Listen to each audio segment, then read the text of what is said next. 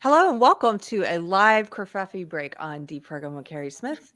I'm your host, Carrie, and this is still a relatively new channel. I always need to remember to say that. We're almost at 12,000 subscribers after just a few months. So that's very exciting. Thank you guys, everyone who shared the videos with people. If it's your first time here, please consider hitting subscribe or check and see if you're still subscribed because sometimes YouTube has some funny ways of treating us. So I'm very excited about today's guests. Before I introduce them, though, I wrote down a note so I wouldn't forget. Book club is tomorrow. We're bringing book club back, and we are going to be discussing this lighthearted romp called The Real Anthony Fauci by Robert F. Kennedy. And if you want to be a part of it, this one we're doing on Locals. It's at carriesmith.locals.com. I know it's new technology. I know it's a new platform. I'm still figuring it out myself. I ask that if you, just for this one, if you want to help us test it out, we don't want to talk about this book on YouTube because I know we'll get a strike. And B, it's a good excuse to test out Locals. So if you have any trouble creating an account over there, let us know. You can email us at deprogrammedpod@gmail.com. And I'm just going to mute you guys real quick. There we go. And then Amy can help you or I can help you figure it out. And if you have any questions, you can send them there. I think that's it. So without further ado, my guests today are Mike Harlow, who many of you know, and Tracy. There you are. Hi. Hang on. There we go. Tracy from Keto and Crime. I think there's some background noise in somebody's. It's probably me. There's another person here that works from home and they're on a meeting, so I'll mute myself. Okay. Just remember to unmute yourself when you're talking. So actually, I thought it was the biker gang in my neighborhood because this is like the one room in my house that doesn't have air conditioning, so I open the window a little bit. This gets hot, but it's a loud biker gang. I'm homies, so it's cool, but like Spanish, Italian, it gets loud. I don't hear them yet, so it's definitely not them. Tracy, though, I do want you to introduce yourself because this is your first time on Deprogrammed, and I know the three of us hung out the other night. If you guys aren't familiar with Tracy, she hosts a channel here on YouTube called Keto and Crime, where she talks about keto and true crime. If you're a true crime bug like me, it's a great channel. You can go check it out. But tell us a little bit about what you do there, Tracy. Hey, it is a pleasure to be here, Carrie. Thank you so much. And I document my weight loss journey, which seems to have been an ongoing weight loss journey. And I talk about history, particularly dark history and true crime, hence the name. So that's what I do. And I love meeting new people and hanging out. So if anybody here has an interest in history and true crime, come on over. I love I called it a Christmas tree mistakenly before we started, but it's not a Christmas tree. No, it is a tree. It is a tree that changes with the holidays. It's actually a patriotic tree since we're in the season of patriotism. A lot of people think I'm just lazy, and part of it is laziness that I don't want to take down the tree. But we keep changing it for the season. It'll be patriotic the rest of the summer, and then it'll become a Halloween tree. I love that. I think I want to do that once we get this house in some kind of working order. But yeah, it's so festive. So for anybody who hasn't followed Tracy at Keto and Crime, she just had Mikey and I, the two of us. So we decided to get together this Friday because we just got together on her channel to tape a special episode. And when is that one coming out? Do you know? It will be out next week, probably Monday or Tuesday. I will let everyone know. I'm a little behind on my editing, unfortunately. It is 100% frivolity for everyone who likes frivolity. It was so much fun to do. We just got together and talked about our favorite horror movies. We tried to pick ones that were not as well known, although some of them ended up being pretty famous. But what were you going to say, Mike? I was gonna say it's not frivolity for me. It's my life. It's like, oh my god, we got to discuss horror movies the other night. The first time I was on Tracy's channel, we did a whole special about the Scream franchise. Best days ever. it was also really fun. I'll just tease it a little bit. You definitely have, what we found was that in giving our list of 10, we each have our own kind of genre that we like or prefer. And yours seems to be Mike's genre. I think you guys can guess it if you know him. It's the, what was it? It's the last girl genre. Final Girls. The Final Girls. It's like the horror movies that have a female lead there's one final one standing in the end. That's your genre. I aspire to be the final girl of life. Well, It was so amazing. I did see some people in the chat before we started. Thank you guys for hanging out with us and being patient as we started. Tara T said, "So glad to hear about true crime because I don't want to deal with work today." So we can get to some true crime, I'm sure. Tracy, A big case I've been following just had an update today, so I'm happy to talk about that if we get to it. well, why don't I have some stuff to talk about that's more just in the world stuff? Why don't we talk about the true crime though? That's interesting. Can I say something very important? So I just discovered the chat button. Hi, Leah. Hi, everyone. But can you put Lara's chat on the screen? Can I? Let's see. Oh, you look thin, Mikey. I love you. Is that a good thing? Do you look too thin? I hope so. I feel like I've gained so much weight from quitting smoking. Like back when I was smoking all the time, people would think that like I had an eating disorder or I was on drugs. And now I'll see pictures and I'm like, oh, I did, and I wasn't even trying. So please think I'm a junkie. Think something. I love that. Thank you. And I want to address Jules. She's talking about how I possibly can't have cats due to a permanent tree. Yes, I do have a cat, and we had 3. Unfortunately, 2 of them passed away, but we have a whole menagerie of rescue animals. We have 4 dogs and 1 cat. We did have 4 dogs and 3 cats. So occasionally things come up missing or roll across the floor. I just replace them. Does your cat stay out of the tree though? You don't have any National Lampoon Christmas Vacation? Oh, no. She is a huge Russian blue. She's probably 10 pounds. So she's a big cat. So she would knock the whole tree over if she tried to get into it. So I had the other night, I was actually on a Zoom call with my locals family. So do I. She's the best. So is Carrie. Oh God, though, the other night, so my dog will not let me go near his nails. He was a rescue, so he's nuts. So the other night I'm on a Zoom call and realized that I had an old space heater laying around that I meant to throw out, and it has the grate on it with these tiny little holes. My dog got all of his nails caught inside it, and I had to pry each one out. Oh my God, I never thought I would get it. Oh, he's poor okay. Puppy. We had, this house, if you follow the channel, I've talked about the struggles with it. So, we've been renovating this house while we live in it, this very old house. And they no one had lived in it for 30 years. And it was built in the early 1900s. And we had to install AC. And so for the longest time, they did not bring the grates. And so there were all these open holes in the floor. And I've dropped 3 bars of soap down one, a plug, a couple of different kinds of containers. I actually fell in one of the holes up to my knee. So they finally came and brought grates so that's not happening anymore. But yeah, it was sort of dangerous. You're just walking around like, I accidentally stepped into, not in this house, but in a house we owned previously. There was an old septic tank in the back that some city water at that point, but had one point had been a septic tank, and they filled it in. It was a dead tank. And one night during a storm, the storm knocked a tree over in my neighbor's yard, and it came crashing into our yard. And of course, I ran out to see what all the commotion was. And as I ran across the yard, I stepped where that tank was. When the tree hit the ground, there was enough of a jostle that it weakened, however they had filled it in. And I just went straight down into that old septic tank. Luckily, it was dry. And luckily, I caught myself where I fell all the way in it. So I know what that feels like. That sounds like the beginning of a horror movie. Yeah. Someone asked, I think it was Michael asked if I've seen Revenge. I don't know if you mean the movie or the show. The movie I kind of wanted to see, but I was afraid it might be woke. The show Revenge I used to like, and then they ruined it.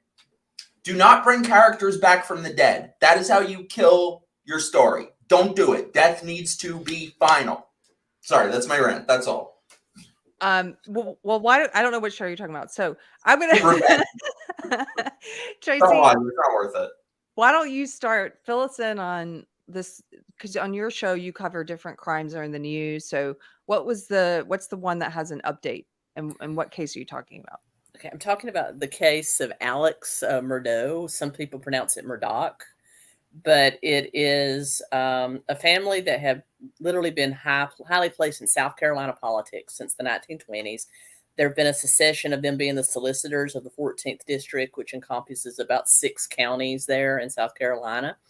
And so during 2021, one of the brothers, his wife and son, his youngest son, were found murdered on their very ritzy estate near the dog kennels. He put in the 911 call, and there's just a lot of stuff. It's like an onion. You continue to peel back the layers, and comes out he's just been charged. The DA has now put out an intent to prosecute him for the murders.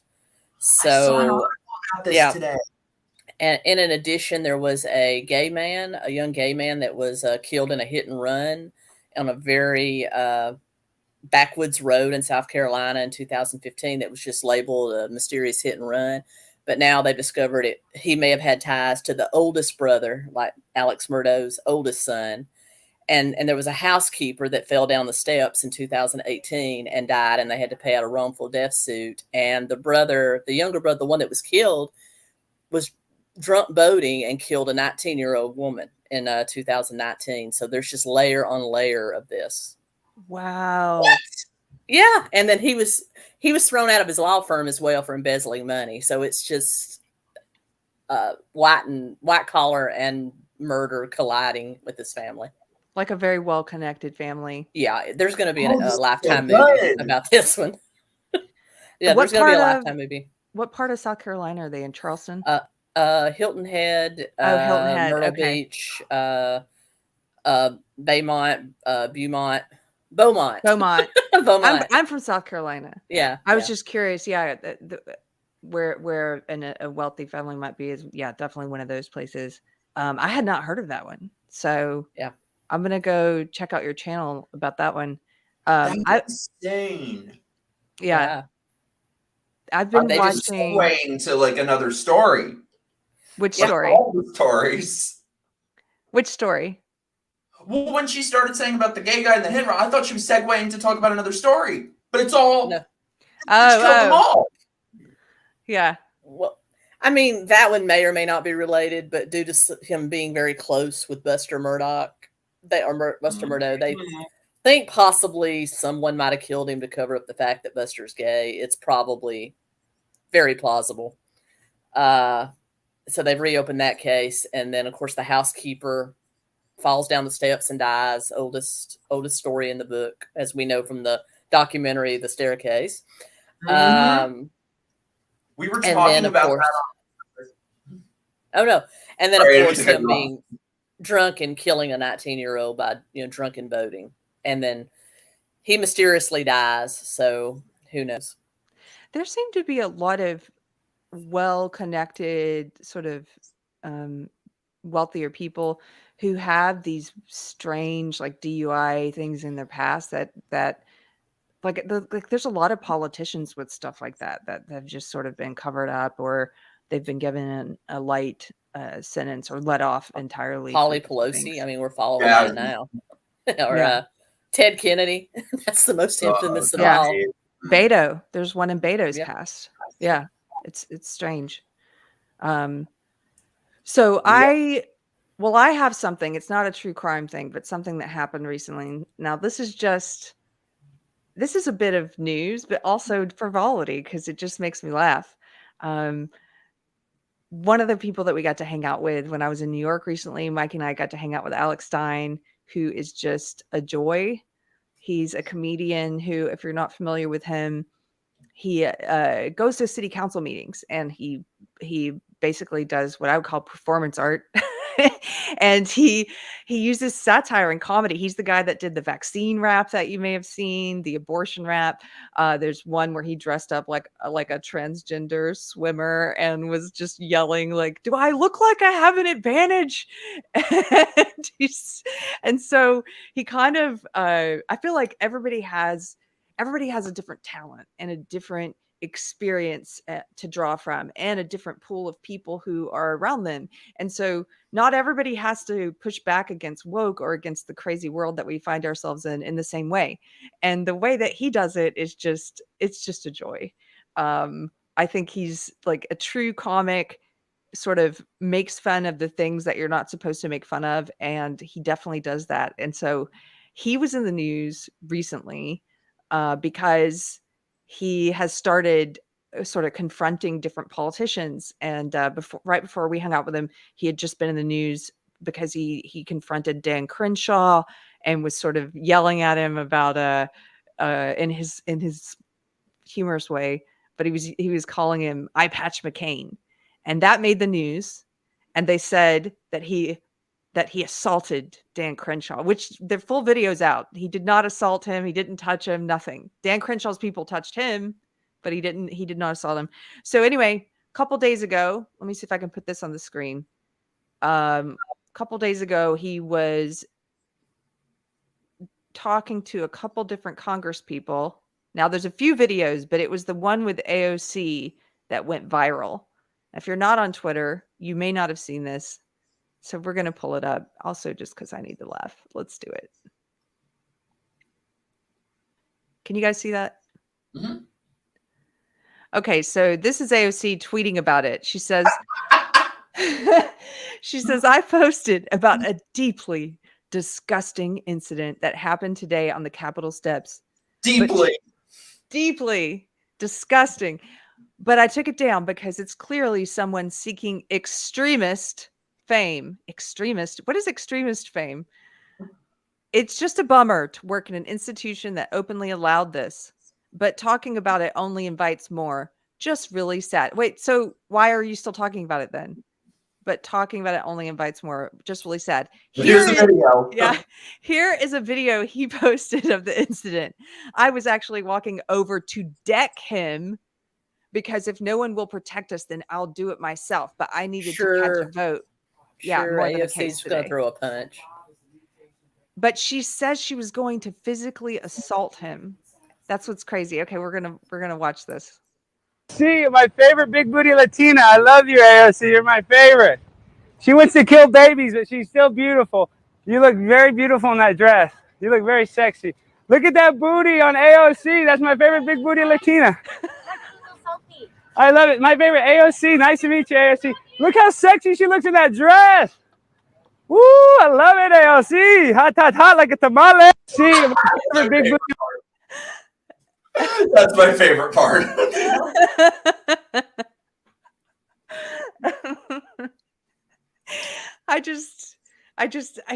He just cracks me up because, like, I saw there were some people in the comments of this who were saying, I'm based or I'm a conservative, but I don't agree. And they're kind of, how appropriate. They're so appropriate. Yeah.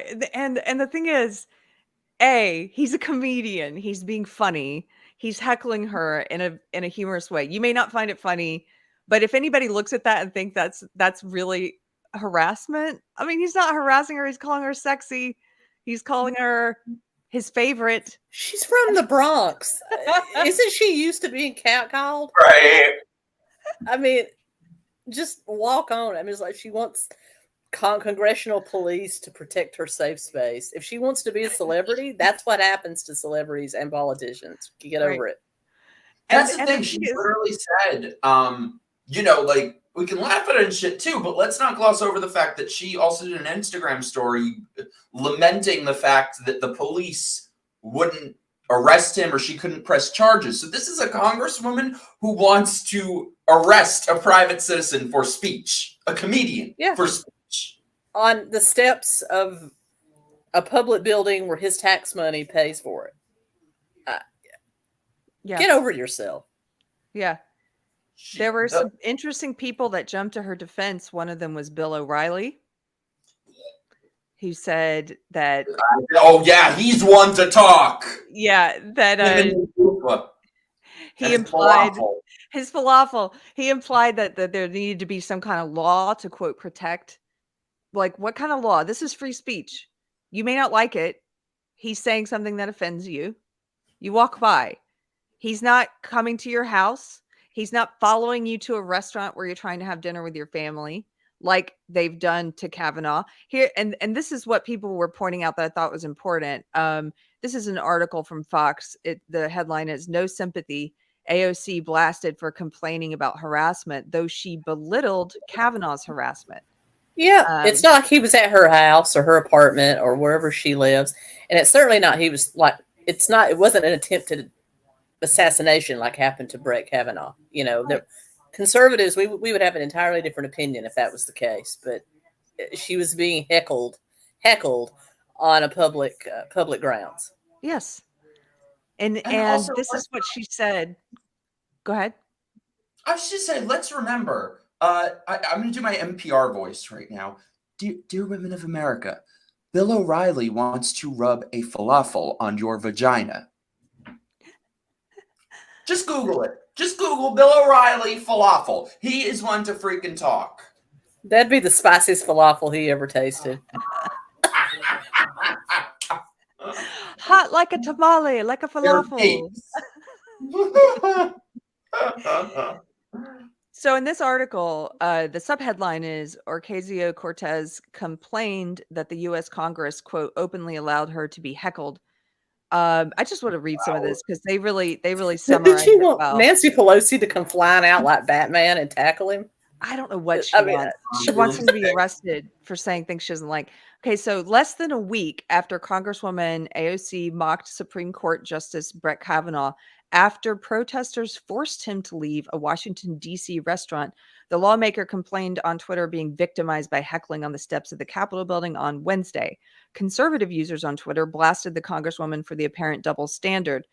So then they read her tweet that we just read, and then this is what people were saying. However, as several prominent conservatives on Twitter pointed out, AOC made fun of Justice Kavanaugh after he was forced to flee Morton's restaurant in D.C. because of protesters. And this is what she said back then. She said, "Poor guy, he left before his souffle because he decided half the country should risk death if they have an ectopic pregnancy within the wrong state lines. It's all very unfair to him. The least they could do is let him eat cake." And that was like a week ago, by the way. Yeah, July 8th. And then here we go. If you keep going, and they highlight some conservatives like Matt Walsh saying, "You've defended leftist militants who harass Supreme Court justices at their homes, so you get absolutely no sympathy here at all," which I agree with. She is a hypocrite. This is people saying, "Weren't you cheering the harassment of Brett Kavanaugh?" And as you pointed out, Tracy, down below, I guess I entirely missed this, but someone showed up at his house. Actually, it's not in this one. Didn't someone get arrested for going to his house with a plot to kill him? Yeah, they had weapons. They were there, and then when they saw the federal security that was there, they turned themselves in and said it, which I think is the world's stupidest criminal. If you're there to do it and you see, just turn around and walk your happy ass home. Don't turn yourself in. It just proves how dumb some people are. Yeah. But and the thing was with AOC, if I was a congressman that had the reputation of AOC and he was out there heckling me, I would have heckled him right back. That's the difference between me and her. I would have just popped jokes right back. I'd have probably shook my ass a little bit and danced around with him, and then I'd have probably hugged him and parted ways. There would have been a totally different coverage on that if there was any coverage at all.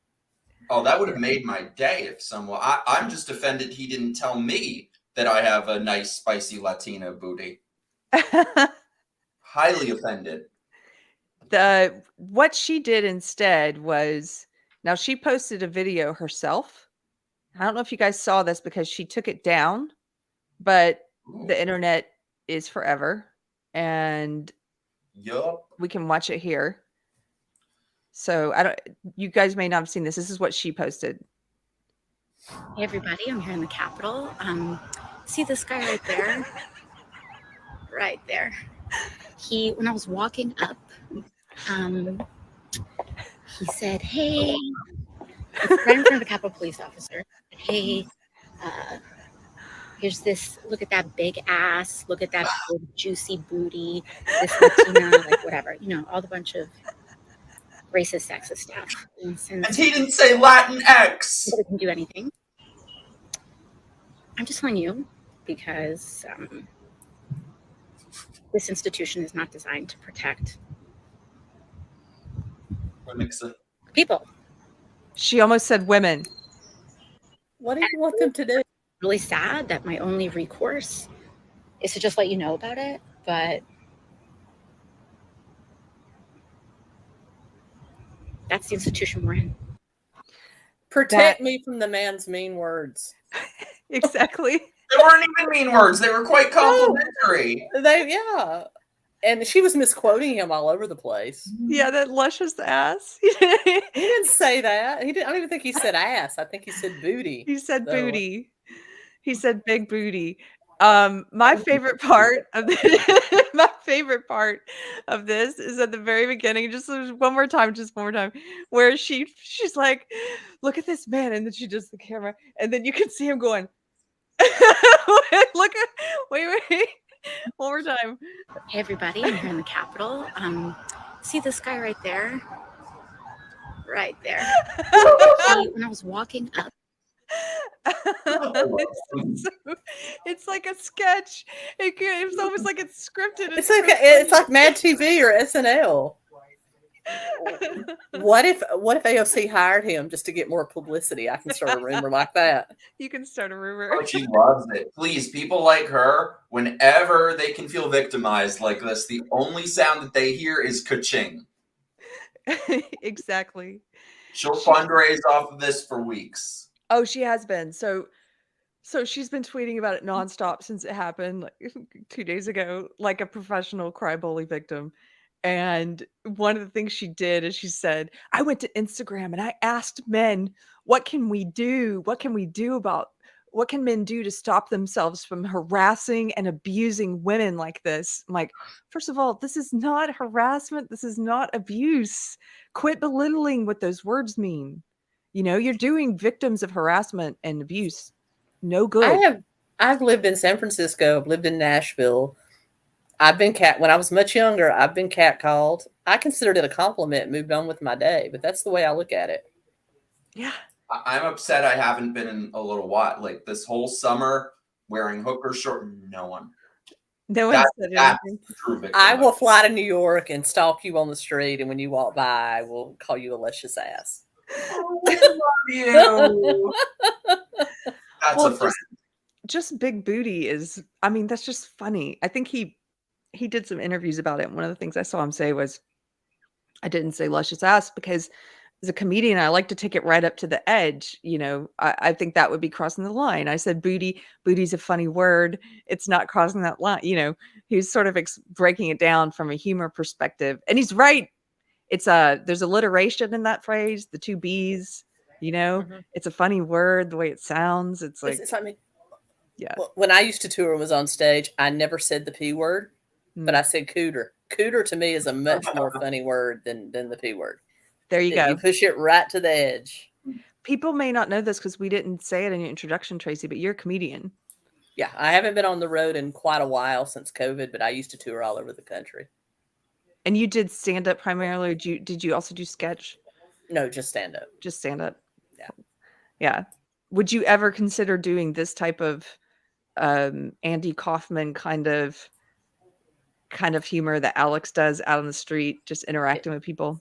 If I had the opportunity, yes, absolutely, I would definitely give it a try. I love it. Together. We should do it. I'm so down. I have there's What's two Gavin more. Newsom's address? You can find him at that restaurant, French Laundry, I'm sure. Oh, speaking of which, I recently came across a picture of him before he had his face work. Oh, he had all this work done. He had his whole face done. You got to see it. Oh, I believe it. This is one other thing I wanted to show you guys that people were pointing out about her hypocrisy. Now, we showed you just last week, she was saying it was acceptable to harass Justice Kavanaugh in a restaurant while he's trying to eat. People have been going to his home. Someone went to his home with a plot to kill him. And she and other politicians are sort of laughing this off like it's no big deal. And yet she reacts hysterically when a comedian does a selfie video with her in this way. But this is another reason she's hypocritical. This is a while ago. One of her tweets this is from December of 2020. And she says, the whole point of protesting is to make people uncomfortable. Activists take that discomfort with the status quo and advocate for concrete policy changes. Popular support often starts small and grows. To the folks who complain that protest demands make others uncomfortable, that's the point.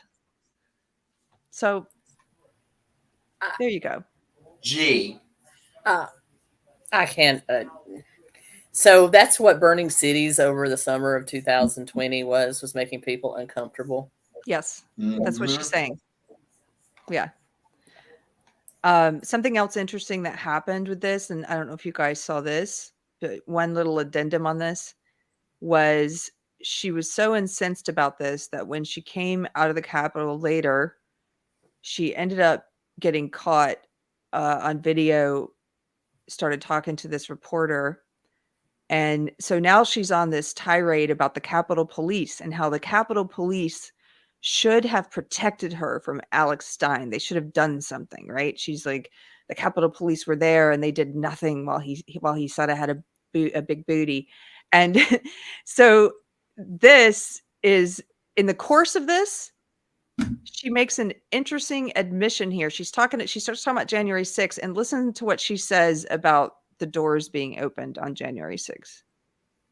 These insurrectionists, like Antifa, and that there were actual officers working with this, and we never got to the bottom of that, and we never got any answers about that. And then to this day, we're just supposed to pretend that never happened. I have no idea what happened to the people on the inside who were very clearly sympathetic with what was going on and opening the doors wide open for that. And I'm supposed to sit here and pretend like none of that ever happened. And then right afterwards, you have a massive, you just have this idea that throwing money at that problem is going to make it go away without any accountability. And so this is where these things are breaking down. We're not safe. And it's not just about members of Congress not being safe. The food staff workers aren't safe. The janitors aren't safe. Like, we need to get to the bottom of this. So that's all I got to say. Thank you, Congresswoman. Wow, I agree. Did you hear what she said? AOC says January 6th was an inside job. She just said that the Capitol Police held the doors open for people. I thought that was conspiracy theory. I thought that was a right-wing conspiracy theory, that people were being let inside on purpose. And Republicans in Congress don't have the balls to say that, by the way. Yep. Jeanette in the chat says she revealed a lot in that impromptu interview. We've known this all along. That's what people on the ground were saying. So maybe the violent people were plants? Is that what she's saying? I don't know. Anne says officers working with them say what? Yeah. She's repeating what was called a right-wing conspiracy theory when people were talking about it, people who were there. Laura, now we're saying that happened. I guess we are. She said that in the past if people look through her tweets. Yeah. It's kind of crazy. So I'm just so sick of Democrats dictating reality according to whatever they think. So yesterday it was a far-right conspiracy theory, but the moment that a Democrat says otherwise, we all can acknowledge otherwise. Yeah. Well, now that she's saying it, this is like all the stuff with that we saw in the past 2 years during COVID. Is there was story after story that they would say, that's a conspiracy theory. You can't talk about that. You can't even ask questions about it. Like, for example, the origin of the virus. You weren't supposed to question where it came from. You were just supposed to accept that it came from this wet market. And then jump to a year and a half, 2 years later, then all the mainstream news finally puts out articles saying, well, it very likely came from the Wuhan lab. So now you can say that. But, people were getting banned. You wouldn't let us talk about it before. You wouldn't let us question it. as Laura Higgins points out in chat. She says it's like Hunter's laptop. Not allowed to talk about it. Oh, but now we are. Yeah, no, now because the FBI or the Secret Service is verified, yeah, it was legitimate. Now we're allowed to talk about it. Yeah. And that's what they'll say about the 4chan hack of his iCloud. They'll say that's not real until it's actually proven that it probably is real, at least some of it. Oh, and just wait until we circle back to the election results too someday. Oh, you can't say that yet. That's still a conspiracy theory. We're gonna get a strike. I just want to read the super chat from Tara. Thank you, Tara. She gives us $5. She says, "Where was her boyfriend? Shouldn't he be defending her honor and protecting her from big meanie Alex Stein?" He's busy carrying her purse. Is that what he does? Inside it. Is he a purse carrier? He walks 3 steps behind her. And making 6 figures for working on her campaign and all that good stuff. Yeah. Convenient. By the way, her district begins like a block away from me. I'm right outside her district. Have you ever seen her? Actually, yeah. Before she was famous, when she was first running, I saw her a bunch, like handing out pamphlets and shit. And it's like the one thing I will begrudgingly give her credit for and say I wish Republicans did that. But, on the other hand, I bitched so much for so long that Republicans don't try to win elections in places like New York. And then, Curtis Lee was running for mayor and tried really hard and it meant nothing. So at this point, I think it's so far gone in some places that it's a hole that'll take quite a long time to dig our way out of. Mm-hmm. Do you think Eric Adams is a step forward or a step back? I mean, I know he's a former cop. The same place. He's nothing either way. I mean, he tries to market himself as being slightly different, but he's not. He's the same on every single issue. They just, they know how to put a friendlier face on top of it. Well, what's your take on Jose Alba, the bodega owner that they put in Rikers Island for 6 days because he stabbed the thug that was trying to throw him around in his store? It's crazy, but I mean, I think there's been a concerted effort to sort of eliminate self-defense in general. The governor here in New York recently said that if you want a firearm license, you're going to have to turn over 5 years of your social media history. Your social media? Mm-hmm. I didn't hear that. Why? I mean, what's their justification? Probably like extremism, or but it really shows this is the next step forward from red flag laws. This shows why we cannot let that door crack open in even the slightest little way. Yeah, we're just a few years away from a social credit score, which we're there. We are there already, except now it's just a little bit informal, but this is the next progression of that. And that's that's exactly what they're doing. Like, we're frogs being brought up to a boil. It's little by little, and people don't notice and people don't care. And that's how it happens. Well, what gets me is that this guy, the guy that defended himself, he stabbed the guy with a kitchen knife. So where's the concerted effort to ban kitchen knives? You have to have an hour permit to have kitchen knives. Come on. Yeah. They don't actually, if you try to talk to someone who's just very, I would say, uninformed about guns, about gun statistics, gun death statistics and stuff, if you do try to have a conversation with them, now occasionally I'll find someone who's very open-minded and will listen and will give their points and you listen to them, etc. But on the whole, for the most part, I find people who they don't want to listen, and they don't want to consider questions like that, Tracy. So if you point out, there's the Christmas parade guy in Wisconsin who mowed over an entire crowd of people. I think 6 or 7 people who died, and up in the 60s in terms of people with injuries. And what's the tool there? What's the weapon? It's a vehicle. Yeah. There's always going to be a tool. People will kill in Japan. There have been the guy that assassinated the former prime minister. It was a handmade gun. Mm-hmm. If people want to kill, they're going to kill. There's been Catan massacres in Japan where people just run up in there with a long sword and cut people up at a shopping mall before they turn around. It doesn't matter. If people want to kill, they're going to kill. So it's people that kill, not tools. And we need to address mental health. And I'll get off the soapbox. No, but I'd like to talk about this with you because you focus on true crime, and one of the stats that I'll mention sometimes to people who are arguing on behalf of banning rifles, for example, is like, well, okay, but there's more people who die every year from fists and hammers than there are from rifles. Yeah. So what's the real reason you're targeting rifles? And they usually don't have a good answer to that. And I think a lot of it is we like to focus on the Band-Aid approach to things, and instead of really getting to the root cause of what's driving people to want to commit evil on themselves and others, like to kill themselves and kill others. And that's a much harder question to talk about. And so people don't usually want to talk about that. They'd rather just say, well, I want to give the government more power to ban this tool or this freedom or this right.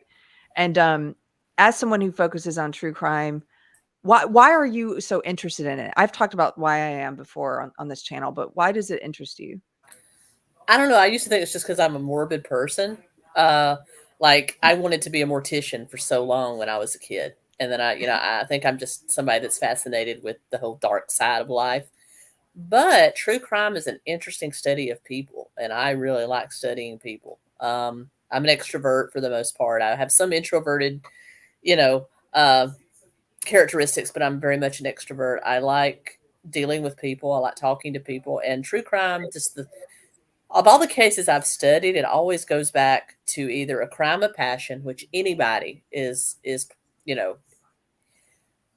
anybody's capable of a crime of passion if you find them at the right time, or it's mental illness or a physical illness affecting the mind. That's what the majority of the crimes that I have studied go back to. And so we're missing the whole point when we talk about removing guns or knives or anything like that. We are missing the whole point of what actually causes that sort of thing. We can never prevent crimes of passion, but we can address mental illness. And I think that's where we're missing the mark. And no one wants to talk about that. As much as I love Ronald Reagan, and I am a Ronald Reagan fan now to the day I die, the one thing that I think one of the things he screwed up, and I'll talk about all the things he screwed up, but overall, I think he was the best president for that time in history, is closing the government asylums. Yeah, they were poorly run, but they should have been modified, improved, made to be a good place where people could receive mental health treatment. And I think that caused the problem to spiral even more, because mental health is a costly part of healthcare. It's one that a lot of insurances still don't cover in a lot of ways. And people are just afraid to talk about it because there's a stigma. We got to work on that. Mm-hmm. I would much rather somebody that's having homicidal tendencies turn themselves into a hospital because they're not going to be stigmatized for it than go into a school and shoot it up. Mm-hmm. And also law enforcement. I mean, I back the blue, but I also believe that there's a lot of stuff that we could do better on that front. Getting rid of implied consent is another one. And also holding them accountable for people that go out and repeat offend when they've had a history of crime, a history of mental illness, a history of strange behavior, just like every mass shooter we've seen in the last decade. FBI or some law enforcement had a file on them. And that's another thing that needs to be addressed. And that goes along with mental health. Yeah. It honestly makes you wonder when they have these highly publicized mass shootings right before elections and the police either did nothing or outright prevented people from helping. And I think with what we're talking about with mental health, if you look at every single mass shooter nearly, almost every one of them was on psychotropic drugs, was drugged up on pharmaceutical upon pharmaceutical, and nobody wants to address that. Nobody wants to talk about the zombification of America. Clearly, these drugs aren't working as they're intended to if people are taking them and shooting up schools or shooting up a McDonald's. But the thing is, there are so many people who are on them that you can never have this discussion. Exactly. It goes all the way back to the dawn of mass shootings. Charles Whitman, the Deadly Tower, Carrie, there in Austin. Brain tumor caused him to become homicidal. I mean, it always goes back to a lot of it goes back to, if it's not a crime of passion or greed, it goes back to mental illness or physical illness causing a mental illness. It all goes back to that. Mm-hmm. What do you think about, as someone who studies true crime, does a show on it? Do you think that I get a feeling that there's more people, there's a greater, if there's an epidemic, it's an epidemic of, I don't know if I would even call it mental illness, but yeah, maybe mental illness, but evil, people in resentment, people who are willing to participate in evil. As someone who studies true crime, do you think that this is an escalating issue, or are we just hearing more about these stories today? I could take that back to the same argument I taught, because I used to be a Christian. I'm not religious anymore at all. I consider myself an agnostic atheist, but it's the same argument I used to present when people talked about the end times, root wars, rumor wars. It's the same thing. I think in two ways, this thing has contributed to both our knowledge of crime and also the rise in mental illness. She's talking about her phone, for anyone. My phone, social media, the fact that you can have information in a millisecond, which I'm all in favor of having information, but I think we live in a world where it seems like these things are on the rise, because we're, in 1985, we wouldn't have known anything about that shooter in Wisconsin, Illinois, because except what the newspaper told us or the TV news told us, because unless you wanted to haul your butt to a library in Illinois and do all the research, we wouldn't have heard about all this. But I think now that we have information at our fingertips, we're seeing more of it. I don't think the percentages have risen. I think the percentages of cases we know about has risen. So it's a very roundabout way of answering your question. And I think this social media and stuff contributes to mental, or at least the outward display of mental illness. I think it creates it in a way, but we could get into a whole thing about, I'm going to come off as a bigot when I say this, but I'm not. The uptick in people that claim to be transgender or gender fluid, it's a social contagion. And I think in a lot of ways, some types of mental illness can be a social contagion. And seeking fame, we as a society have a way of making celebrities out of evil people all the time. And people think they can commit a crime and become a celebrity. Scream 2, address that in the best way possible. It's all about the trial, baby. And I think our society has bred more of those how people. That's my heart, Tracy. Yeah. Yeah. I think society has bred more of those people. And there are people that are born evil. There are sociopaths and psychopaths out there. My mother-in-law is a medical researcher and an RN and has worked with all kinds of people. But she says Dexter does not exist. If a person truly has those tendencies, there's no curing them. They're evil. They need to be locked away. And I think there's a tendency to just let those people roam too. So there you go. I thought you were going to say your mother-in-law is a psychopath. No. Yeah. There have been a lot of studies showing that reporting the names and identities of shooters creates more of them. That's why the Daily Wire, for example, won't release any of their name, won't publish their names. It's been shown that leads to more people wanting that attention. It's weird. It's a double-edged sword, because on the one hand, I think in order to figure out what's going on with people, and especially with young men in particular, we need to know the details and the histories. But on the other hand, as you said, in doing that, they become famous and they inspire copycat killers. So it's almost, I go back and forth. I know people who say, don't talk about it at all, and or at least don't publicize their name. And that sometimes that makes sense to me. But other times I'm like, no, like this recent shooter in Illinois, all the stuff that's coming out about his family, if you read the multiple reports and you read the interviews with neighbors and friends and people that knew them, his mother, they describe his mother as unstable, inattentive. Josh Slocum did a great Disaffected podcast episode that covered some of her social media where she's just over the top seeking sexual validation online with her photos and stuff, well past the age at which she should be posting the kind of photos she was posting, and she was married. And then, his dad seemed to be this sort of, when you have one parent that's sort of unhinged and unstable, and then there's the other that over validates, his dad several times let him off the hook. The police were called to the house for violent threats he made against his parents. And then his dad decided not to pursue any charges or any disciplinary action. His dad is the reason he was able to get a gun permit. His dad signed for him.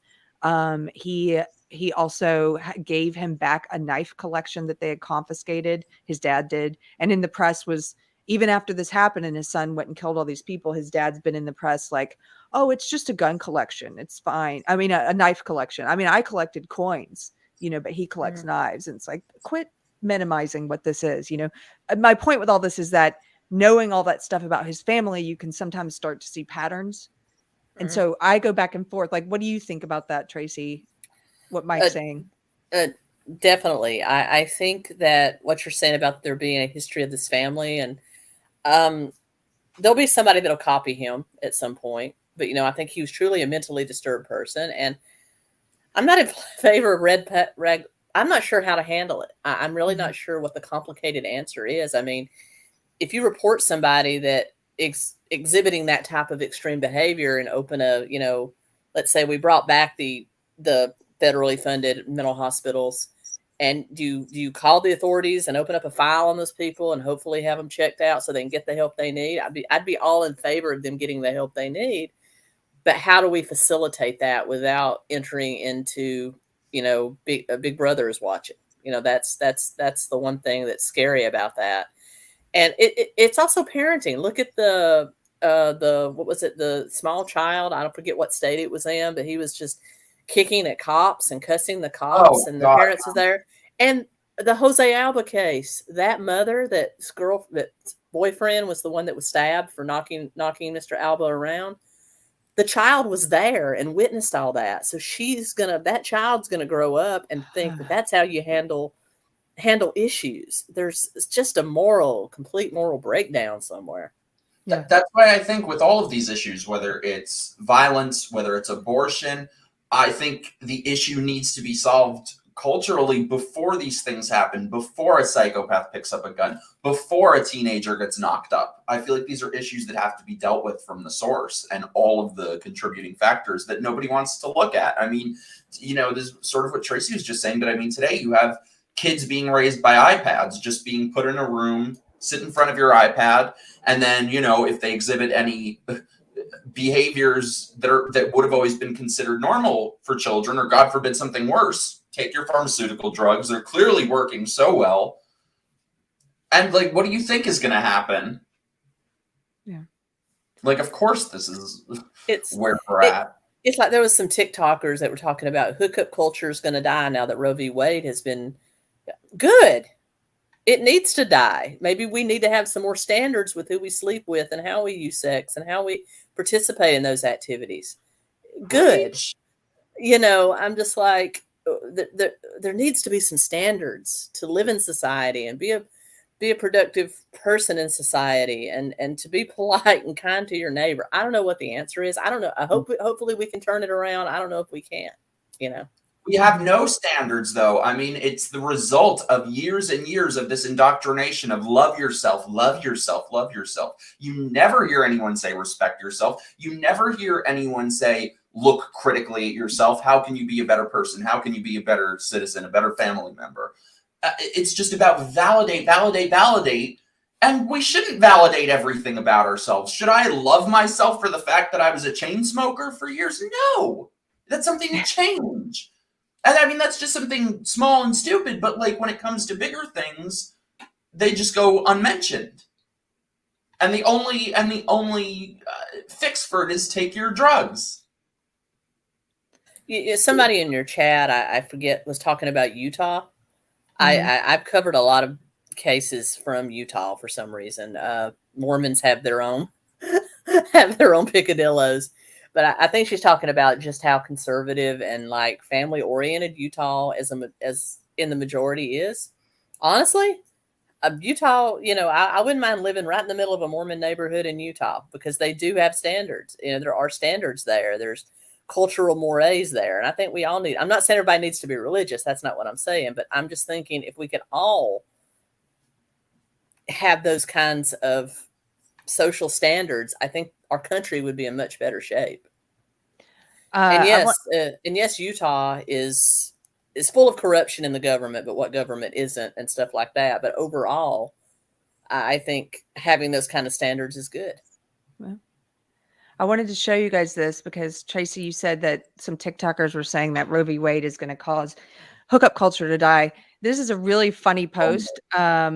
And somebody shared it, this guy on Twitter, Common Sense Extremist, and he says, look, leftist women have discovered traditional marriage.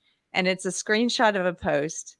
I think it looks like it's from Reddit. And the person is saying, me and some of my girlfriends did a retreat this weekend to help us cope with the monumental setback in fundamental rights.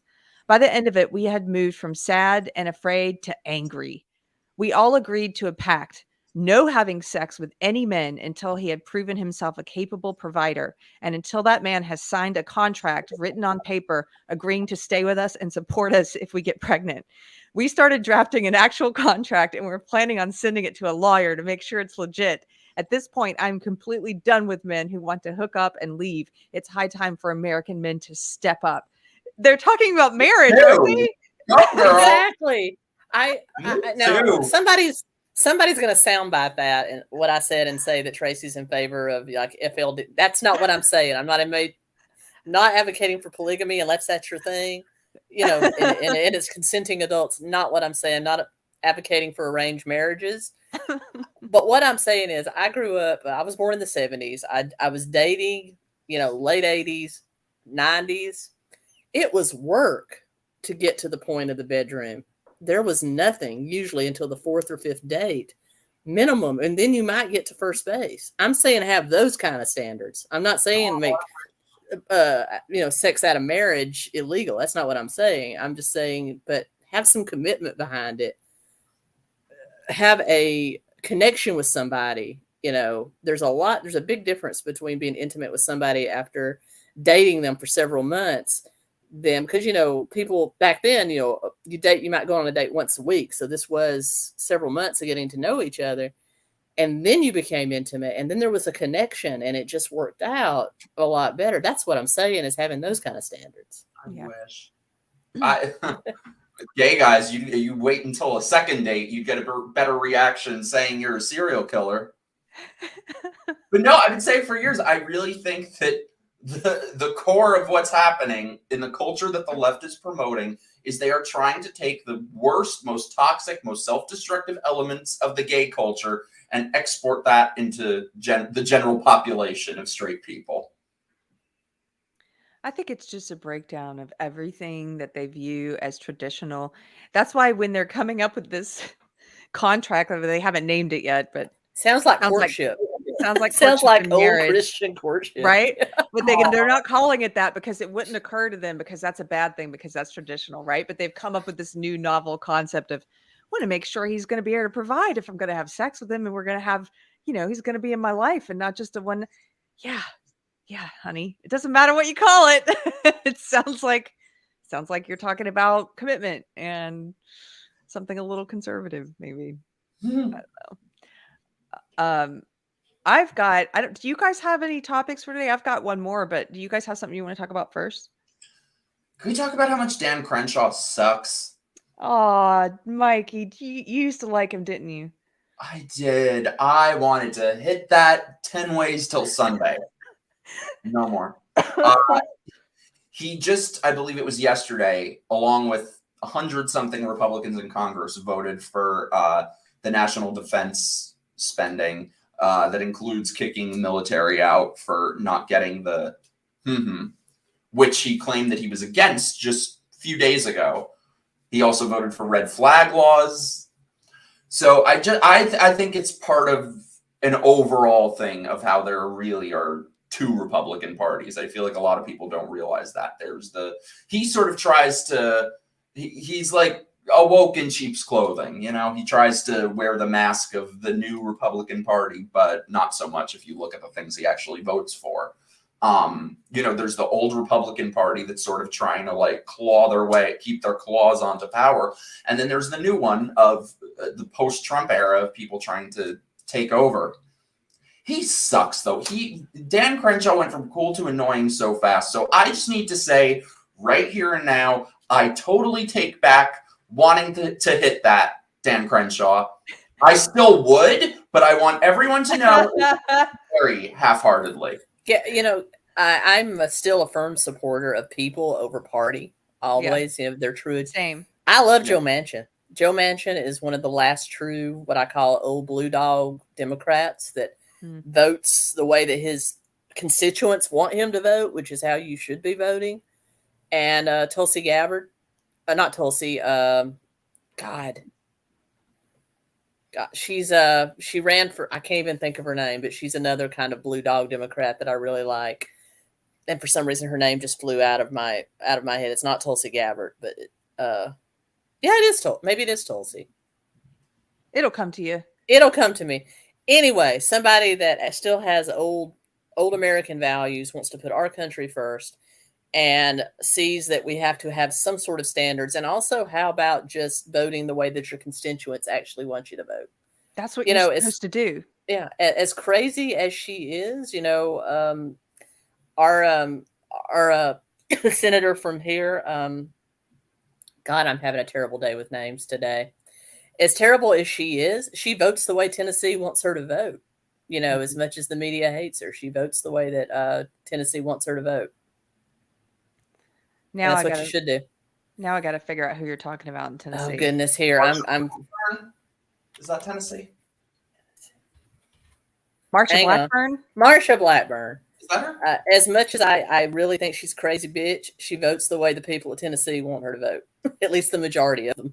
I don't know enough about her to say whether she's a MAGA.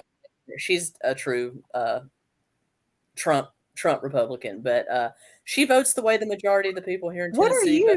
What are you? I'm curious because we haven't ever done like an interview before, Tracy. So you said you really liked Ronald Reagan. You thought he was the best person at that time. Have you always been sort of you vote person over party, or have you ever identified with the party or what? Oh yeah, I've always voted person over party, but I was a founding member of College Democrats of America at my very conservative Christian college, because those were old school Democrats, the ones that were for the blue collar people and were for the advancement of women and for the advancement of LGBT rights before they went off the deep end. And I really supported I was a Bill Clinton Democrat, but I believe he was the last one that I really, really felt confident in voting for. I was teetering on the edge with Obama, but I actually voted for McCain the first time because I just could not get behind Obama. And okay, McCain was definitely a rhino, but I think he represented my morals a little more, closely than Obama did. And of course, I voted for. I did still vote for Hillary the first time around against Trump because I believe the media's lies about Trump, honestly. And I was all about Trump in 2020, and I will be all about Trump again in 2024 if he runs again. I would prefer DeSantis, or maybe DeSantis Trump. I think that would lock it in real nice and tight. But I want DeSantis to run for president with Carrie Lake as his VP. Oh, can you imagine? Yep. Okay, so let me just see if I have this right, because you would be a pollster's nightmare trying to figure out how to appeal to you, Tracy. You were for Reagan, then Clinton, then McCain, then Hillary, then Trump. Damn. It's all about person. It's so little. I love that. I mean, I was too young to really vote when Reagan was in. I mean, he was the president of my childhood. And I just remember him fondly because back then we were so afraid of, Gorbachev dropping the bomb. And I think he handled that situation. I'm so glad he was there because he was the right man for that job. And then I didn't really have an opinion on H.W. Bush. I mean, I don't think anyone does. I don't No. either. I tried doing one of those ranking lists where you rank the president, and I'm like, I have no idea with him. Yep. And then, of course, Clinton. I campaigned for Clinton. Was one of the first the first president that I actually was able to vote in the election. And then after that, I just feel like it's been a slow descent for the Democratic Party. Yeah. I'm a huge Golden Girls fan, and there's actually an episode where, I think you probably know the one where Sophia tells Dreyfus the dog to go find a viable Democrat for president, and it's been that way ever since. You are so funny. Yeah, I think you're the person. So when I was when I was like full on social justice in the woke world, I remember watching one of these CNN or MSNBC specials where they sit down at election time with undecided voters. Now, this must have been around the time of this must have been when W was running, and I viewed it as a true good versus evil thing, the way that a lot of people viewed the Trump election with Clinton. And I could not understand. And when they were sitting with these undecided voters, and what I just really I had all these stereotypes about these people like you who go back, who will vote Republican and then Democrat. Like, are they stupid? They can't pick a side. They can't make up their mind. And it's just so funny for me to remember that now, because now I'm in that boat with you. I vote person over party. And I actually think that's the better place to be, is to be trying to make up your mind each time based on that person, what they're saying, instead of looking at the tribe. Which is why I would love to see us go to a multi-party system where we would have more, I was considering the Libertarian Party for a long time, but they've gone psychos, psychopaths as their candidates in some cases, just as an alternative from Republican or Democrat, because I really don't fall into any of those. I'm not a stereotypical Democrat. I'm not a stereotypical Republican. I'm mostly conservative with some left leanings on some things, but it's old school left leanings. I'm kind of like Bill Maher, and kind of like Bill Maher. I'd probably fall into the same camp as Bill Maher, like a classical liberal. Yeah. For me, though, I think that's kind of what the new Republican Party is about. I would love to say that I agree with the people over party, but I feel like things are so bad right now that I think basically we need to sweep the trash out of the Republican Party in the primaries and vote for them in the general election. The Republican voters need to wisen the hell up. I mean, they vote for these people that are insane. They vote for Dr. Oz. I mean, this guy should just be like a walking neon sign that says controlled opposition. And then they're going to complain when he gets into office and votes for red flag laws and votes for all these things. So I think we need to be a lot smarter in these primaries. I agree. But then it's a numbers game. Vote Republican. I totally agree. I don't consider myself conservative. My sort of foundation of what I care about in politics is really, I think, there's basically been a merger between big government and big corporation. We're living in this oligarchy. And so the thing I care about most is restoring some semblance of some sort of balance of power to average people. Power to the people, but not in a communist way. Exactly. I think some government control is good. No one wants complete laissez-faire capitalism, because that is a very exploitative system. But I think somewhere between controlled capitalism with a social safety net, which is actually what, the Nordic countries that socialists are always trying to say that they're for, those countries are all capitalist. In fact, they are more free market than we are, because they don't have the same campaign influence, campaign finance laws and stuff as we. They are very much free market capitalism. But they also have controls, like you can't exploit people, you can't make people work 12 days a week and that kind of thing. And then there's a huge social safety net. And yet they've managed to make it work. And I'm not saying we should go that route, because I think their taxes are a little bit high, but somewhere in between that and complete laissez-faire capitalism is the answer. And I think capitalism is the answer to a lot of problems we have. We don't have capitalism right now, just in terms of, I think in many ways We have an oligarchy. Yeah. Yeah, the left wants, or they claim to want, equality in outcome. I want equality in law, which is what we don't have. So many things. I mean, like you were talking about with these DUIs, like Pelosi's husband, so many things. If we did these things, we would be put in prison, but they don't. Or all these, how they're allowed to do all their offshore banking. Like there should be one set of laws for everyone, and nobody ever really talks about that. Government regulation, and I see some people comments, and I agree with a lot of some of the comments going on in your chat right now. I'm not saying that we should have complete government control over it. That's not what I'm saying. That is not what I'm saying. But there are, things like the 5-day work week and other things that came from government intervention.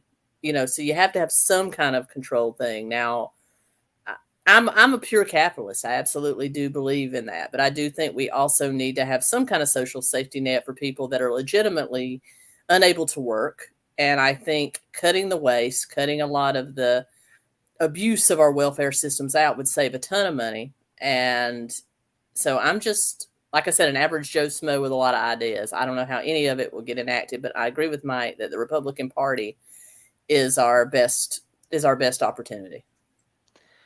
Tracy, you are anything but average. Tracy, I think you're saying a lot of things that I agree with. And again, I find you so interesting in the way that you think. I'm very happy you came to talk with me about this stuff. I don't really think about the national elections very much anymore anyway. I know I should, but I just don't really, after what happened in the last presidential election, I just don't trust them the way I used to. And now I don't know if I trust any of them, like the previous ones even. I don't know. And I kind of view, because culture is so important and culture sways so much, I think it's more important that we change the culture and the politics will follow. And so if anyone asks me about national politics, like usually I'm just sort of like, I mean, I'll try and talk about it, but I don't pay that much attention to it anymore. And I'm very focused though now on my local politics, I think, because that has a greater impact on like the community I live in and what's happening in it. And my like in the town of Georgetown, there's all this stuff happening with the middle school having 10 to 13-year-olds paint a mural with the pansexual flag and the transgender flag and all this stuff, a public school. And then there's also, they're trying to bring in C3, which is sort of like Live Nation, one of these big music promoters. They're going to bring in a huge festival like ACL to Georgetown, which is a much smaller. It's not the size of Austin. They're going to bring 60,000 people into our town and for 2 weeks and shut down the park. I mean, just crazy stuff like that, like growth that I think is detrimental to the community. So I'm very interested in who's on city council, who's on the school board, but I guess I'm not paying as much attention to national politics as I used to, which is funny because people that hate my show or think they know who I am or think they know what my show is about, they'll call it a political show. And I'm like, but it's not really. I don't really talk about politics that much, I agree. I think local politics and actually state of Tennessee is run just like how I like it to be run. Mm-hmm. It's a deep red state. It's very business friendly. But there's also laws that prevent exploitation, and there's not such a huge barrier. I think one of the major problems with federal or with government interference in business is how it makes small businesses so hard to start. And Tennessee has done a marvelous job in taking a lot of those barriers out of the way. You essentially have to get a license, and if you want to do a company, you can. If not, you can do a sole proprietorship and be out and be in business tomorrow. And I think that's what government should do, is aid in the expansion of business in a lot of ways. And like I said, the state is run just like I want it to be run. I definitely agree with that. Can I read a couple of these chats real quick? Murder Knits. You should know Murder Knits. Okay. So anybody who's here for the first time, this is Tracy's first time on the show. She's got a podcast called Keto Krime, which is all about keto, losing weight, diet. Is that right? And true crime, which are two things she likes talking about. Murder Knits left a chat and said, did someone say true crime? Murder Knits is knitting in crime. So you guys should know each other. Absolutely. About the staircase, by the way, for a second, because when we did our show on my channel, I saw it some back in the day, but I've watched everything about it now. Oh my god, What? the staircase. Oh, you want to talk about that now? Yes. Yes. Sorry, I didn't derail. Oh no, I missed the first part of what you're saying. It's just my headphones. Yeah, let's talk about it. Just quickly, Waffle gives us 30 something. I hope that's Bitcoin. Is it 30 Bitcoin? Okay. That would be a lot of Bitcoin. 30 something, and says unarmed citizen is a future victim of a future tyrannical government. Sounds about right. Mm-hmm. When And I then, fund the police, but they're the only ones who should have firearms. and then this is a chat from someone who says that Tracy is the oracle with a year-round tree. Thank And you. this one was funny too. Mortician may not be the best job for an extrovert. Hey, I can make funerals fun. That's the way I look at it. That As fun as they could possibly be. would be your tagline. Yeah. We can talk about the staircase. For those who aren't familiar, there's it's the Michael Peterson case out of Durham, North Carolina. And there was a documentary series that was produced on it by some French documentarians called The Staircase. And now there's also, it's HBO, right? That did a mini series, a drama version of those events. So you got really into it. You got into that case. Yeah, oh, the documentary, the limited series, everything.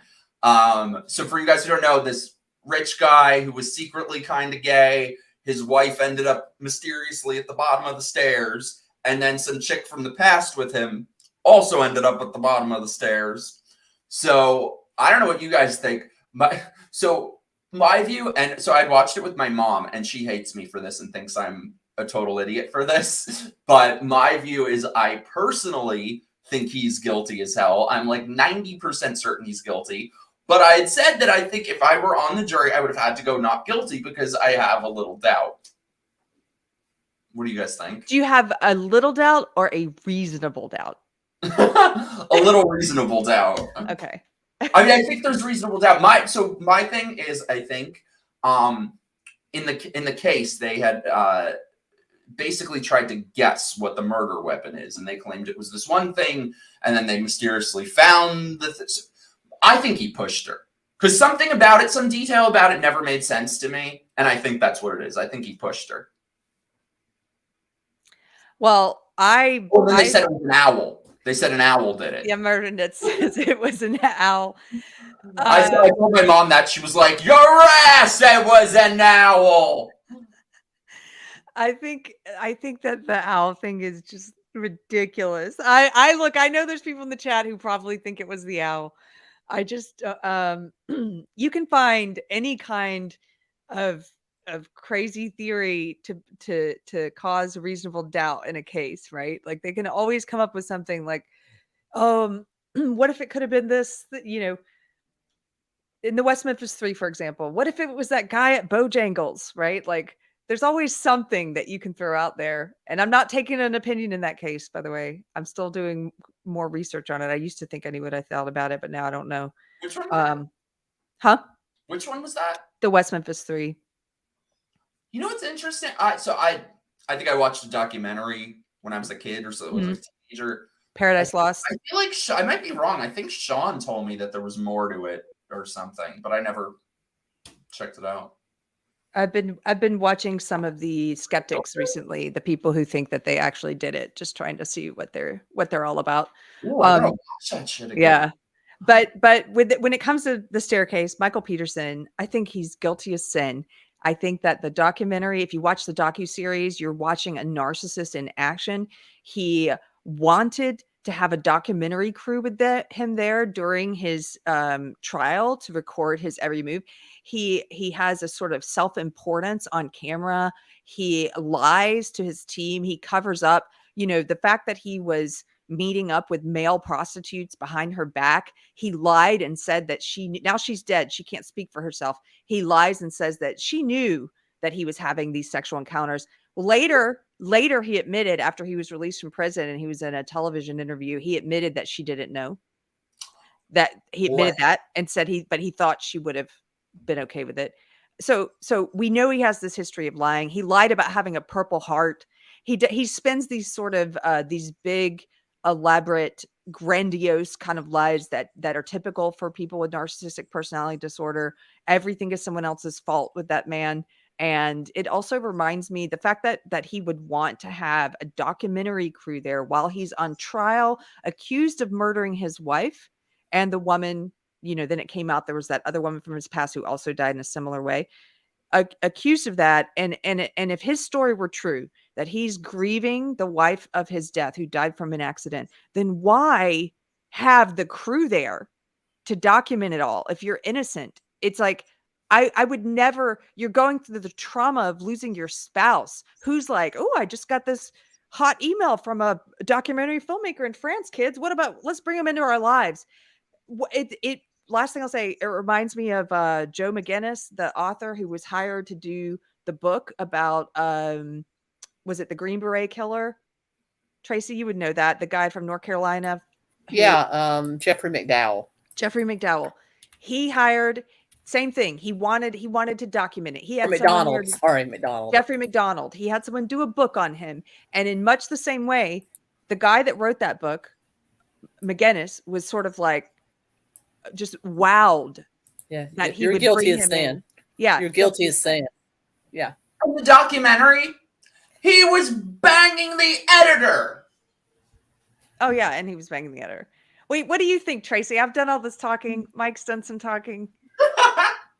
This is a case that I still need to do more research on. I haven't even started the documentary yet, so I'm enjoying getting all the perspective. Okay. And that way I can go into it kind of knowing what to expect. I mean, it honestly sounds like almost very similar to the Murdaugh family, because very well-connected political family, very rich. There's, gayness about in some way or form. And Gayness about, that's going to be my autobiography. Gayness about. And then somebody falls down the steps and dies. What is it with, like, that was South Carolina, this is North Carolina. What is it about rich North Carolina families and people falling downstairs, And then there was family members getting murdered. So yeah, it sounds a little bit like Peter Pan, like you said, Peter Pan narcissist syndrome. I can almost garner he probably did it. Just from hearing about the case, I can also just conclude that he probably did it.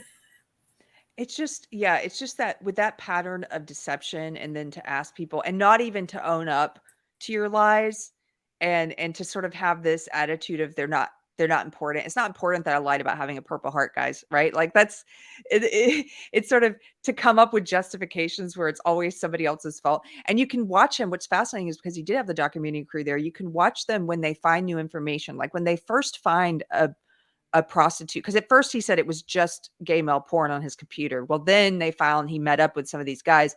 There's a part where his lawyers come to him and they're like, they found this guy. Do you know this guy? Here's his name. He says that he's met with, and he's like, oh, what else did he say? Well, isn't that interesting? And what else? What else did he say? Like, he's trying to find out what they know, but without just saying whether he did it or not with his own lawyers. He's sort of in that sort of, oh, well, isn't that curious? And he won't make a statement one way or the other because he wants to collect as much info as he can first so he can figure out what to say about it. It's just, yeah. I just want to give everybody a little tip. If your partner is looking at porn of the same sex, they're not entirely straight. I'm just going to put that out there. As a gay woman who has dated men and has actually dated a gay man, we were each other's beards for a long time. Not me? It was a long time ago. So before it wasn't me? You were probably a small child at the time, Mikey. But if I had to have a beard today, it would definitely be you. But if you're looking at porn of the same sex, they're not entirely straight.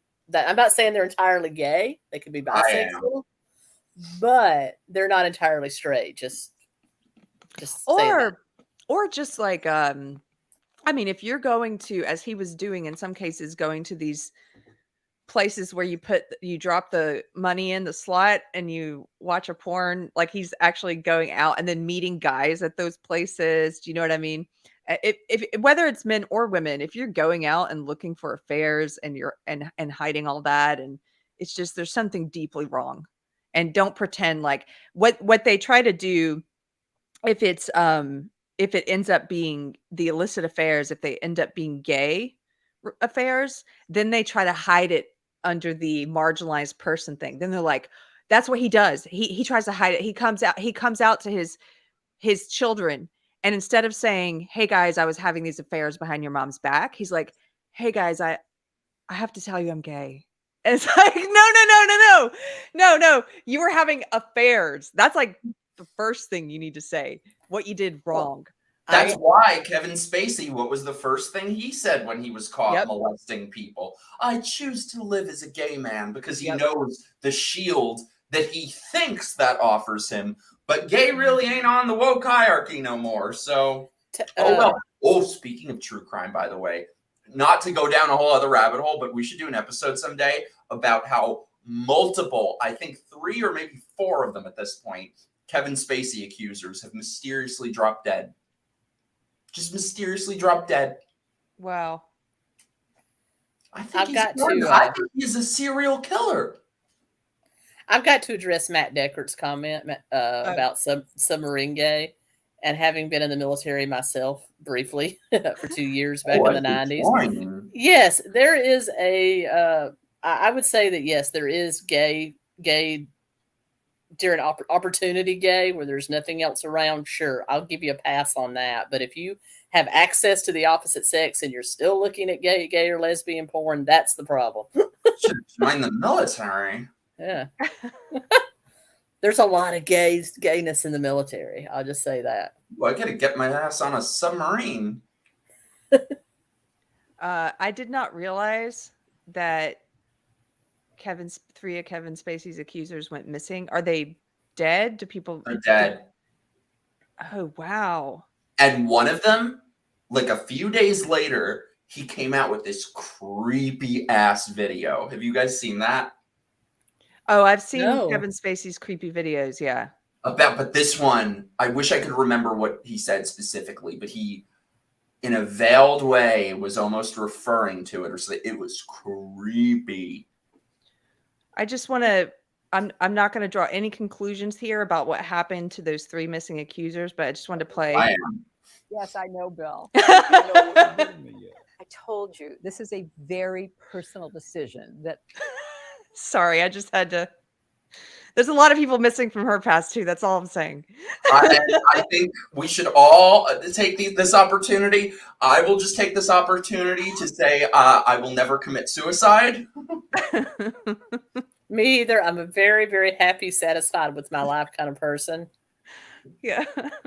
We will never commit suicide, and we have no information that could lead to the arrest or prosecution of Bill Clinton, Hillary Clinton, or Kevin Spacey.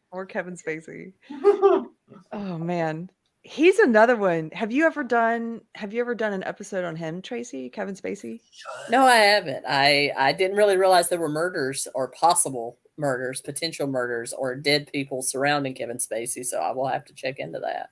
3 of his accusers in the span, and they were all like young-ish, in the span of like a year, dropped dead.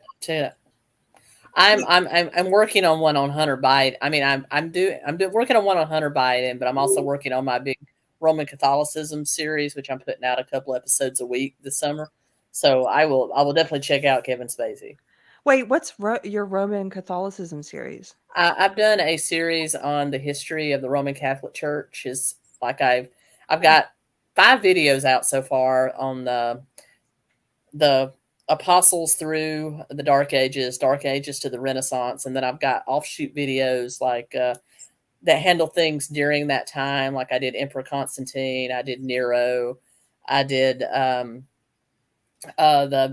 Borgias, I did, and I'm coming up on I'm working on the Spanish Inquisition and the Reformation and Martin Luther are going to be my next 2 in that series. How interesting. Okay, I just dropped the link to your channel in the chat. I'm going to put your... Sorry, parentheses. said in the comments that's what it was that he said, Kevin Spacey, in the video. Right after one of the accusers dropped dead, the third one, he made this creepy video and he goes, "Kill them with kindness." Oh yeah. Yeah. No one has any questions. No one has any questions. It's the incuriosity that gets me. Yeah. Well, when I asked if you had done something on him, Tracy, it was really just because I didn't know. Obviously, there are all these missing people. I knew there was one missing person or person who died who had accused him. I didn't know it was 3. But he's interesting because when he was in court, I saw a channel. I watch a lot of the behavior panel stuff and also Body Language Ghost channel, and people who study body language and try and give you their interpretations of what's going on. And he had the weirdest body language in court. It just screamed guilty person to me. Again, reminds me of a narcissist, the way that he carried himself, his disdain and contempt for even the process of being there. And also the way in which he, from what I remember watching that video, the way in which he would try, whenever he would catch sight of the camera, he would try and like put a smile back on his face. And that sort of Amber Heard, like, oh, let me put the mask back on thing, because somebody's watching now. So he's real creepy. And speaking of Amber Heard, I saw that she lost her appeal or her attempt to get the judgment thrown out because of jury impropriety or jury tampering. I saw that she lost that. I was happy. Oh, I didn't know that. I missed that. Yeah, So, me too. Mikey, I want to end on something you did. We've got enough time. What'd I do? We've got enough time to show this. I didn't do it. I didn't do nothing. Well, last time you were here, you were getting ready you were practicing your Jeffrey Marsh impression. And so it's a work in progress. Anybody who hasn't seen this yet, this is on Mike Harlow's Twitter and Instagram. And congratulations. I know you just passed 10,000 subscribers on Instagram, which is hard to do when you've been banned 11 times like you have. 10K. I get a little K. I wanted that K so badly. So Jeffrey Marsh, for anyone who doesn't know, he is a TikTok and YouTube sensation. He markets himself for children who want to learn about non-binary-ish stuff. And he often talks to kids directly in the videos. And so this is Mike's video. Do you mind if I play this? Yeah, play it. Okay, here we go. I want to talk to the kids. Parents watch the video and then hand the phone over to the young kids. Hi there. I get asked a lot, are you a boy or a girl? And I love that question. And so I wanted to just tell you, sometimes human beings are more than boy or girl. Sometimes we're both. Sometimes we kind of float in between. Sometimes we're boys, sometimes we're girl. Because human beings are creatures. We're wild and exciting. But I want to ask you a favor.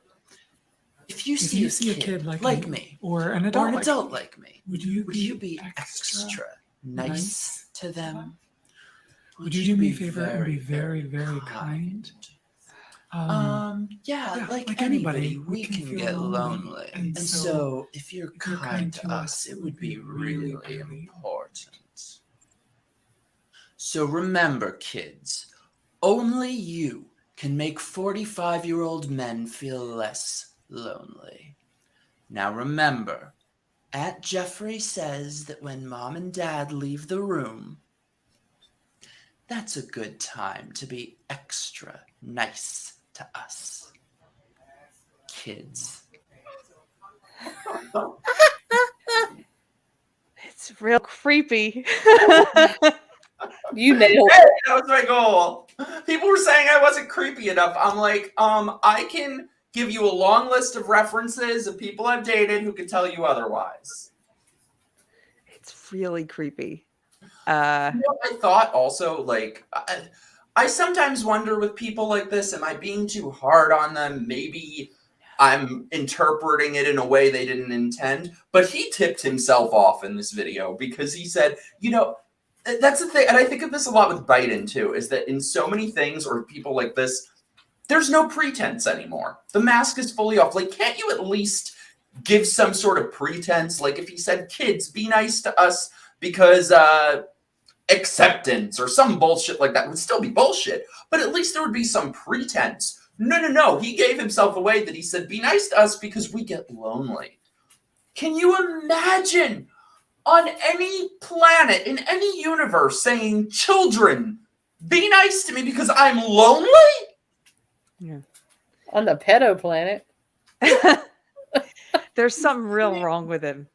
Yeah, I think. And this isn't the tip of the iceberg. I mean, he's done multiple videos and like daily posts encouraging kids to cut ties with their families, go no contact with their families.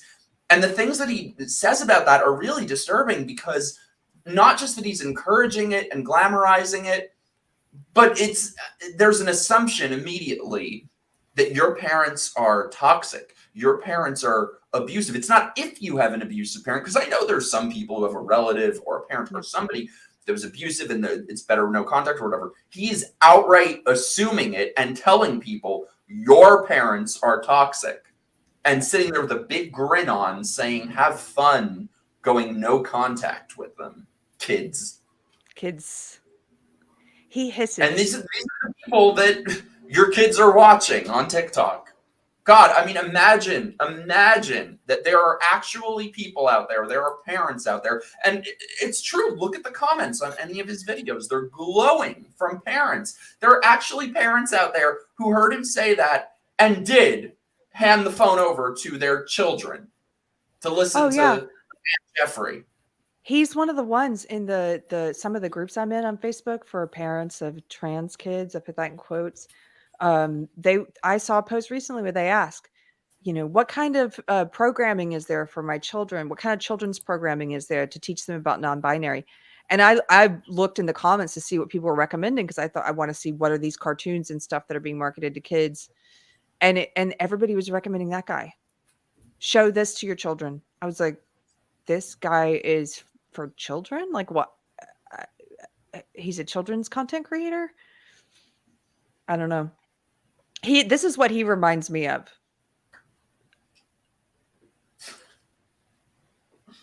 Yep.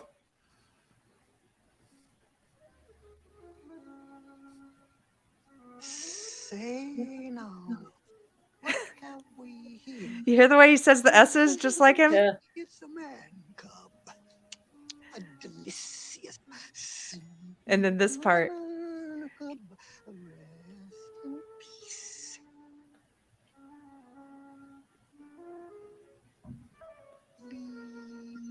Sorry, that's just, thanks for indulging me. That's Jeffrey Marsh, in my opinion. That's Ka from the Jungle Book.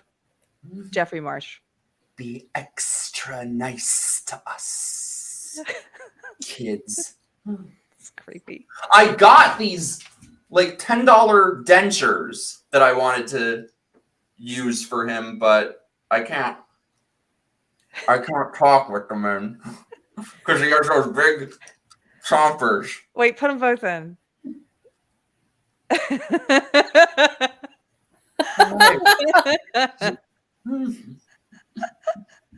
Have fun going no contact, kids. Can't talk with them though. That should be your Halloween costume. Oh no, I know what my Halloween costume is going to be. What? Anne Frankenstein. Oh my gosh.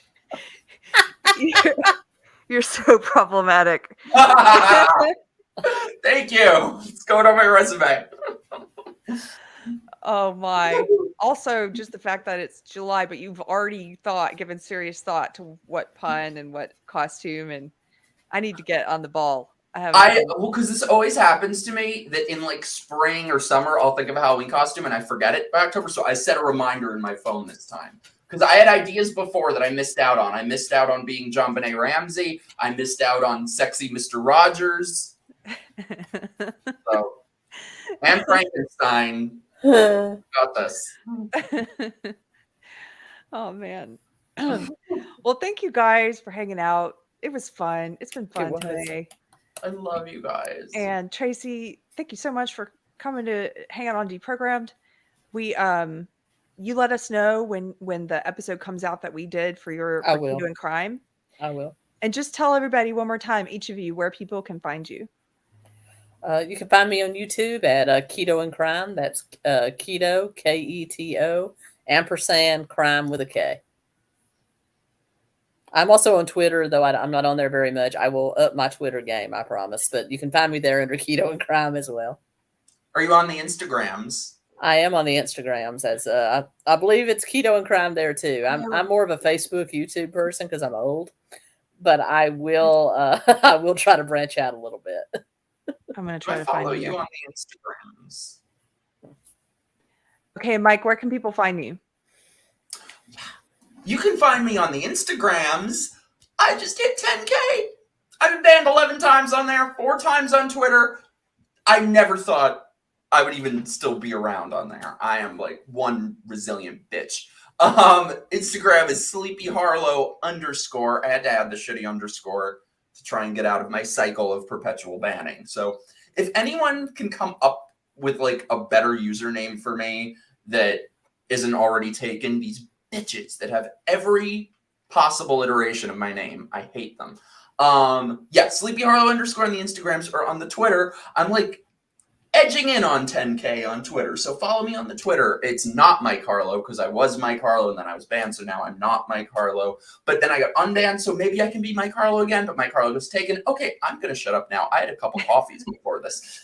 Find me on my stuff. Or I have a YouTube channel that's barren. I have a live show next week though. And videos coming out. My next video like that is on Dylan Mulvaney. Have you seen him? Can you just give us a preview? Because this one made me laugh. He did this on the phone. I died. Do it. You're going to make me laugh now. Please. Hi, it's Dylan Mulvaney, and this is day 35 of being a girl.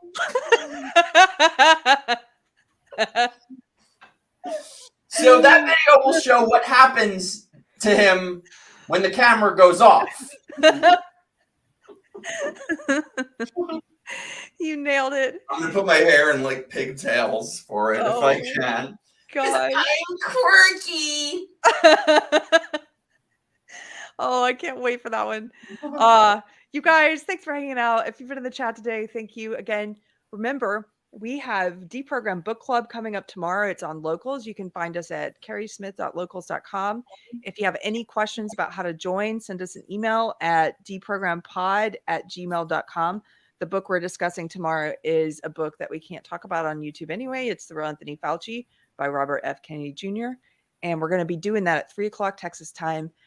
Also, if you like the video, consider supporting us. I didn't mention at the top of the show, but I do have a Patreon and a subscribe star and then a Locals now. So you can support in any of those ways. Or if you can't do that, just share the video or hit subscribe. Thank you guys very much. Have a great weekend. Bye.